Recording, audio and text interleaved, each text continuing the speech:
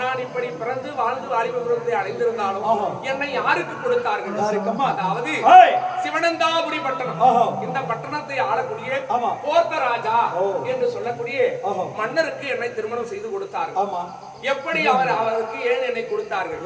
ஆதி நாளிலே ஆதிசக்தி பார்வதியாகப்பட்டவள் உலகத்தை பார்க்க வேண்டும் என்று சொல்லி அதிசய கடலையும் அதிசய சட்டங்களையும் உலகத்தை காண வேண்டும் என்று சொல்லி ஆதிசக்தி பார்வதியும் ஈஸ்வராகப்பட்டவரும் பூலோகம் வந்து சேர்ந்தார்கள். அப்படி பூலோகம் வந்த உடனே ஓர் கடலின் ஓரத்திலே அழகான வனமும் சூழ்ந்த கடலும் வனமும் சூழ்ந்த எழிலான நந்தவனங்கள் நிறைந்த ஒரு பகுதியை காண்கிறார். உடனே பார்வதி அம்மனுக்கு ஒரு ஆசை, சுவாமி இங்கு ஒரு கோட்டையை உருவாக்கி இந்த கோட்டைக்குள்ளே நாம் சில காலம் வாழ வேண்டும் என்று சொல்லி பார்வதி அம்மன் கேட்க உடனே ஈஸ்வராகப்பட்டவர் தன்னுடைய திருநீரை எடுத்து வீசினாரா.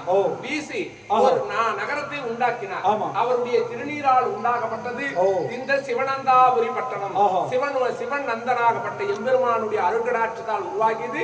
இதற்கு சிவனந்தாபுரி பட்டணம் என்று பெயரிட்டு அந்த நாட்டிலே பலகாலம் யார் வாழ்ந்து வந்தது?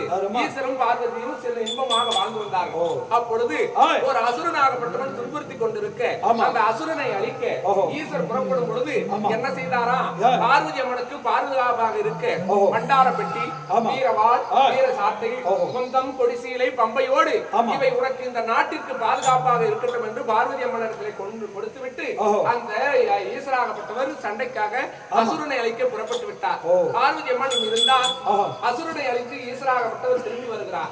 வந்தவுடனே சுவாமி இனிமேல் பூலோகத்தில் இருந்தது போதும், நாம் மேலோகம் கைலாயம் செல்லலாம் என்று பார்வதி அம்மா சொல்கிறார். அப்பொழுது ஈஸ்வர் பார்க்கிறார், தேவி நாம் பலகாலம் இன்பமாக வாழ்ந்தது இந்த சிவனந்தாபுரி பட்டணம், இதை அழிப்பதற்கு எனக்கு மனசு இல்லை, அதனால இதனை பாதுகாப்பாக இருக்கணும் அப்படின்னு சொல்லி பார்வதி அம்மா கேட்கிறாங்க. உடனே ஈஸ்வர் என்ன சொல்லுகிறார்? அப்படியானா என்னுடைய அம்சத்தால் ஒரு குழந்தையை உண்டாக்குகிறேன், இந்த குழந்தை இந்த நாட்டிலே இருக்கட்டும், அவனிடத்திலே வீரப்பம்பை, வீரசாட்டை, பண்டார பெட்டி, கொந்தம், கொடிசீலை வாழ் நீ வைத்திருந்ததை அவன் கையிலே கொடுக்கலாம். இந்த கொந்தம், கொடிசீலை வாழ், பண்டார பெட்டி இவை அனைத்தும் இந்த நாட்டிலே இருக்கும் வரை இந்த நாட்டுக்கு அழிவு கிடையாது, அதுவரை இந்த நாடு பாதுகாப்பாக இருக்கும் சொல்லி யாரிடத்திலே முதலாக கொடுத்தது? சிவலிங்கம் என்று சொல்லக்கூடிய பாலகனுக்கு அவற்றை கொடுத்து விட்டு அவர் சென்று விட்டார்கள். ஆனால் பார்வதி அம்மா எதுவுமே தோன்றிய ஒன்று அழிந்தே ஆகும், இப்படி இந்த பண்டார பொட்டி இதுவே இங்கே இருந்தால் அழிவு வராது என்று சொல்லி அவர் ஒரு சாபத்தை கொடுத்து சென்றிருந்தார். என்ன சாபம் தெரியுமா? இந்த நாடு பெண்ணாகி என்னால் உருவாக்கப்பட்டது, அதே போல ஒரு பெண்ணால் இந்த நாடு ஒரு காலத்திலே அழியட்டும் என்று சாபத்தை கொடுத்துவிட்டு பார்வதி அம்மனும் ஈஸ்வரன் கைலாயம் புறப்பட்டு விட்டார்கள். அப்படி முதலிலே அந்த சிவலிங்கமாகப்பட்டவருக்கு குருலிங்கம் பிறக்க, குருலிங்கனுக்கு அருளிங்கம் பிறக்க, அந்த அருளிங்கனுக்கு பிறந்தவர் தான் போர்த்தலிங்கம் என்று சொல்லக்கூடிய போர்த்த ராஜா. என் கணவருடைய பேரு போர்த்தலிங்கம். அப்படி அண்ணவருடைய வம்சாவளியில் பிறந்த இந்த போர்த்த ராஜாவாகிய போர் மன்னனை மணந்து சீரும் சிறப்புமாக இந்த சிவனந்தாபுரி பட்டணத்திலே செம்மையாக நான் ஒரு ராணியாகவும் என் மன்னர் வீராதி வீரராக சூராதி சூரராக எதிரிகள் யார் வந்தாலும் அவர்களை தலையறுத்து கையில் கொண்டு கொக்கரித்து அவருடைய கண் பார்வை பட்டா எத்திசையும் அழியக்கூடிய சக்தியோடு என் மன்னர் இருந்து கொண்டிருக்கிறார். அப்படி இருக்கின்ற வேளையிலே எனக்கு ஒரு பிள்ளை இருக்கிறதப்பா. ஆமா, சிப்பியிலே முத்து பிறக்கும், சங்கிலே நான் பிறந்தேன். அது போல இந்த சங்கிற்கு ஒரு குழந்தை பிறந்தா, சங்கில் உதித்த எனக்கு பிறந்த குழந்தை யார் தெரியுமா? அள்ளி எடுத்து முத்தம் கொடுக்கக்கூடிய அழகு வாய்ந்த முத்து என் மகனாகிய அள்ளி முத்து. ஆமா, எங்கள் குடும்பத்திற்கும் இந்த சங்குக்கும் சிப்பிக்கும் தொடர்பு இருந்துட்டே இருக்கும். அது போல அள்ளி வாரி வன்மையாக முத்தம் தரக்கூடிய தன்மை படைத்த என் மகனாகிய அள்ளி முத்து, அந்த அள்ளி முத்து மகனை பெற்று இப்போது சீரும் சிறப்புமாக வாழ்ந்து வருகிறேன். அப்படி இருந்தாலும் இது யார் இருந்தாலும் அறிக்கை செய், நான் அரண்மனையிலே இருக்கிறேன்.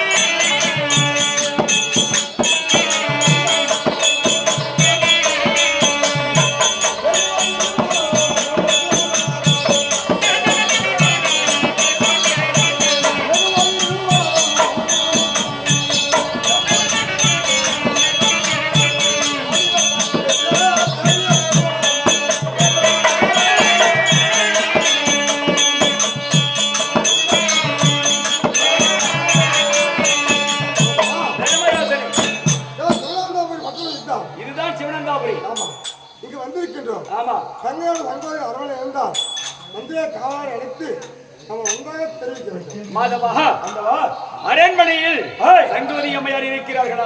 இருந்தால் ஆண்டவரகை எம்பெருமானோ தர்மராசனம் வந்திருக்கிறார்கள் என்று சொல்லி வாரோம்.